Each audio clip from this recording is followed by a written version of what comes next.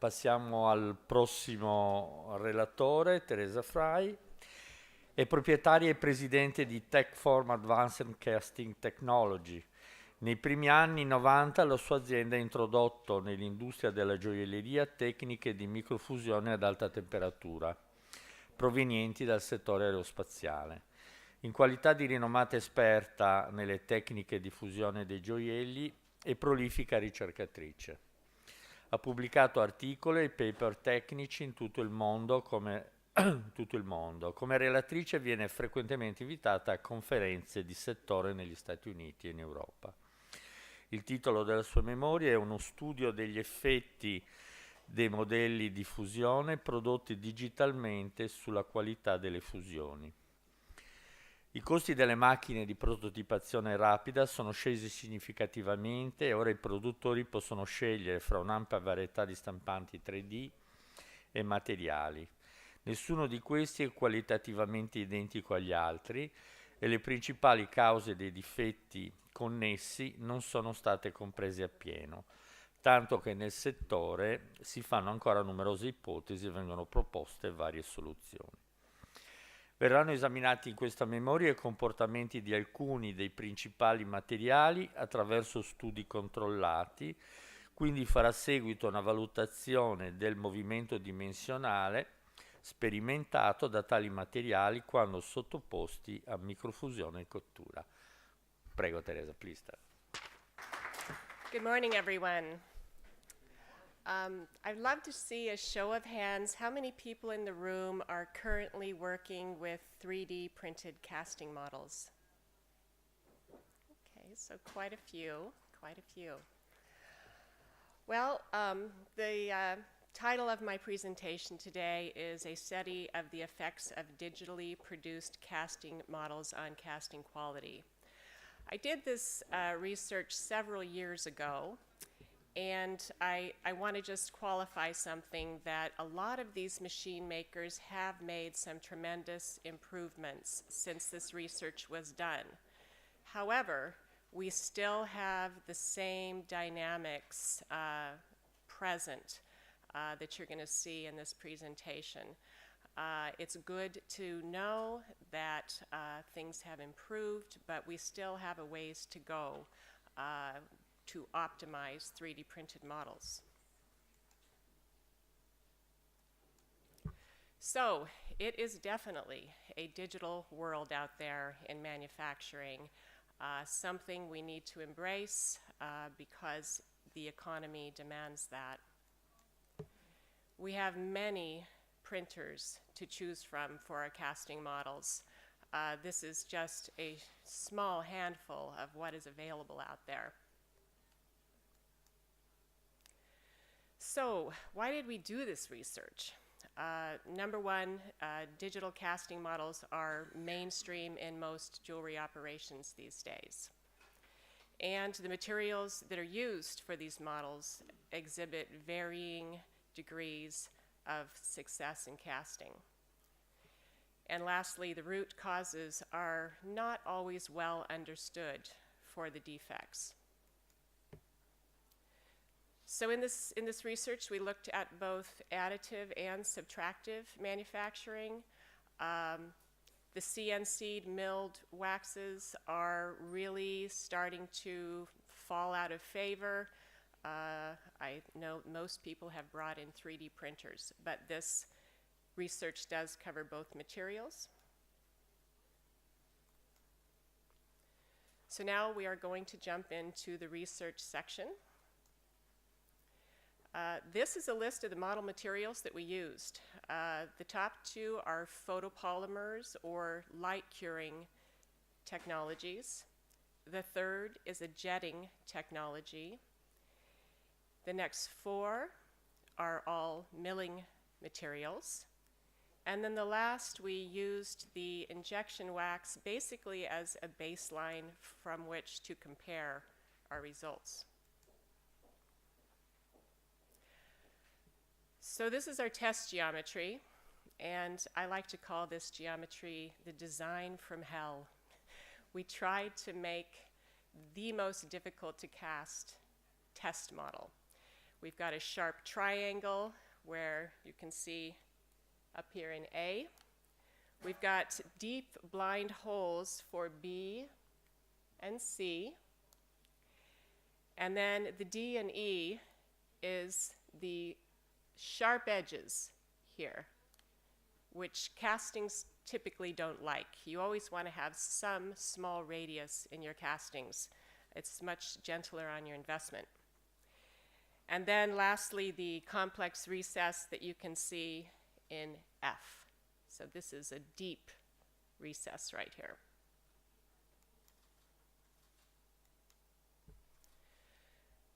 So the first thing we did was burnout experiments. And in these burnout experiments, we used both full air and restricted air. For the full air, we put the dish in the burnout oven, and we just left it open, as you see in this picture. For the restricted air, we put one of these dishes on top. We were trying to mimic what might happen inside your casting mold. And here are the results that we got. So we numbered them from 1 to 5 to show what level of ash residue was left after we did this burnout experiment. A lot of people assumed that the ash residue was the big enemy from these photopolymers, from these milling waxes. When you looked at the casting defects, was it ash? So we wanted to figure that out. So you can see that we got with the photopolymers, full air, we had more ash. That's not necessarily what we expected. We thought because we had more air, it would burn more readily. But that wasn't the case. You can see that for all of these materials, the full air was more ash. Then you can see with restricted, we had better numbers, lower ash, and you can also see that with the photopolymers, we had the highest level of ash with the injection wax, and with this milling wax, we had some lower numbers for ash. So here's a picture at the tip of a pen to show you the size of the ash that we were coming across. Much larger again with the photopolymer. There's the green milled and the orange milled. For the injection wax and for the thermoplastic, we really found no ash. So next we wanted to look at thermal expansion. In 2005, we did a study that established the presence of thermal expansion. We knew that this was happening both in the investing process already, where your investment is getting warm, and then of course in burnout. The reason we knew that we had thermal expansion was because the castings were actually larger than the casting models. So the metal is definitely shrinking, but the expansion of that pattern was causing that mold cavity to expand. So for the current study, we wanted to look a lot deeper into this notion of thermal expansion. We wanted to find out what are the key temperatures at which the materials expand. Is the earlier onset of expansion more harmful? Or is the later onset of expansion more harmful? And what kind of investment dynamics might be occurring that are harmful? Well, so we had to build an apparatus to measure thermal expansion of our model materials. We have a dial gauge here, a quartz probe, and a very highly accurate ability to read. I'm going to show you now the inside of well, that'll be the next slide, sorry. So what did we do? We went up in 25 degrees centigrade increments. We let that dwell for 10 minutes before we measured. We started the cycle for the wax and the thermoplastics at 50 degrees centigrade because they have very low melting points. We started the photopolymers at 100 centigrade because it has a high melting point. So this is the image on the inside of the burnout oven. You can see here, this is our fixture. So this is where we put the digital model. Here is our quartz probe coming through. The dial gauge is on the outside of the oven. This is a guide here to rest the probe. This is a very, very sturdy plate, very heavy. This was all milled so that it was absolutely flat. And we would put that model in there, and it had to spring back to 0 on your dial gauge so that you knew you were absolutely starting at 0 every time. So now these following charts are the readings that we got from this dial gauge. This is the injection wax. Again, this is our basis. And you can see that we have very, very little thermal expansion here. Almost unreadable, about a quarter. I'm sorry, I have to apologize. This is all in inches. I didn't translate it. But I think what you'll notice is the relative differences, even if these numbers don't immediately make sense to you. So very, very low amount of probe movement. For the purple milling wax, this is considerably more. We were up to almost 4/1000ths of an inch here. And now this is the green milling wax.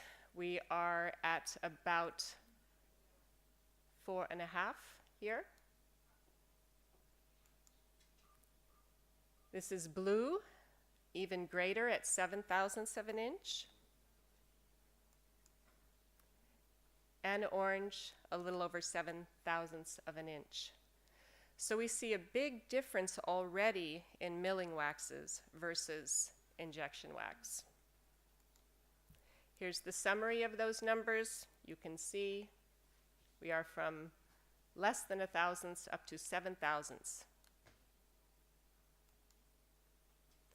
Now the thermoplastic. The thermoplastic behaves very similar to an injection wax. A little bit higher. We've got about 1/1000ths of an inch probe movement for that material.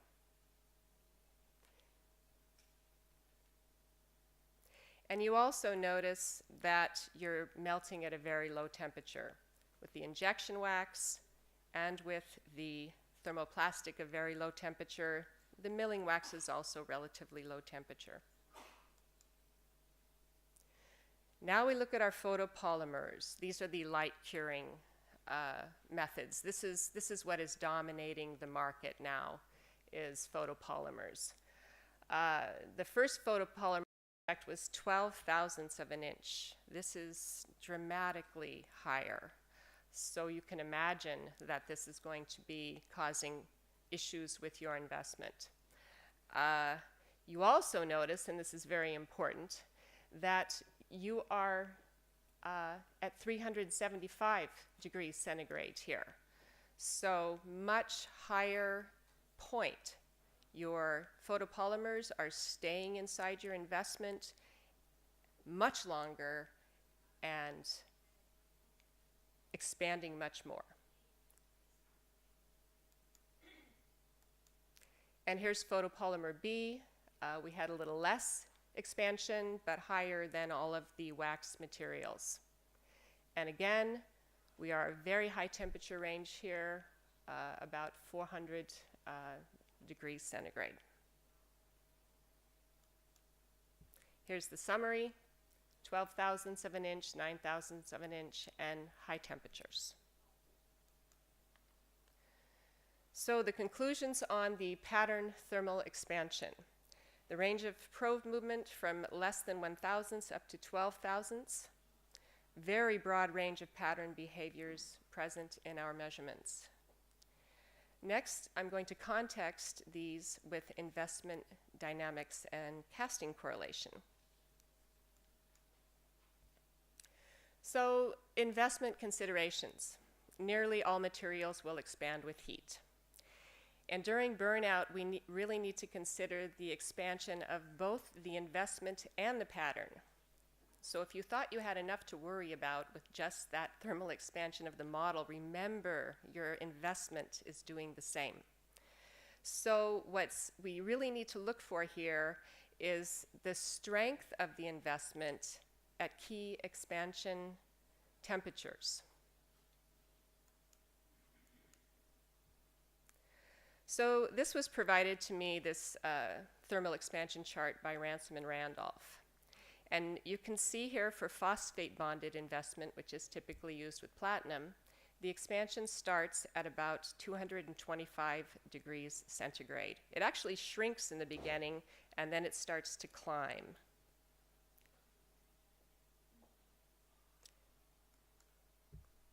Gypsum starts very slowly, and then it spikes at 225 degrees centigrade. So if we think about our thermoplastics, our injection wax, this is not an issue for these materials. But this is definitely an issue for the photopolymers because they are expanding up to 400 degrees, that range. So you've got simultaneous expansion of both materials. Now we think about strength. What is the strength at these key temperatures? So for the phosphate bonded investment, it starts out the weakest, and then it climbs only at 375 degrees centigrade. So while your patterns are expanding, it's still pretty soft and weak. Gypsum is the opposite. It starts out with the highest strength, and it ends up at about 100. So that may explain why you get very different results between the phosphate bonded and the gypsum.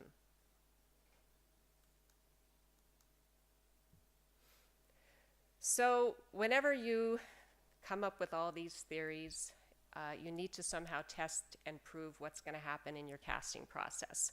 So after we took all these measurements, we thought, well, let's see when we do our casting, does this reflect our theories from the thermal expansion? Oh, go back. So we used platinum iridium for this test. We are platinum casters, so we have a lot of that laying around. We used a ceramic shell and a phosphate bonded hybrid investment. We used a very slow ramp burnout and induction casting machine. So the hypotheses that we had were core failure through concentric pressure of expanding pattern material surrounding the core. This is the circular deep feature that I showed you in the earlier chart. Finning, or investment cracking, that might propagate from the sharp pattern edges. And core relocation, where that core literally comes out of your deep hole and relocates into a different part of the casting.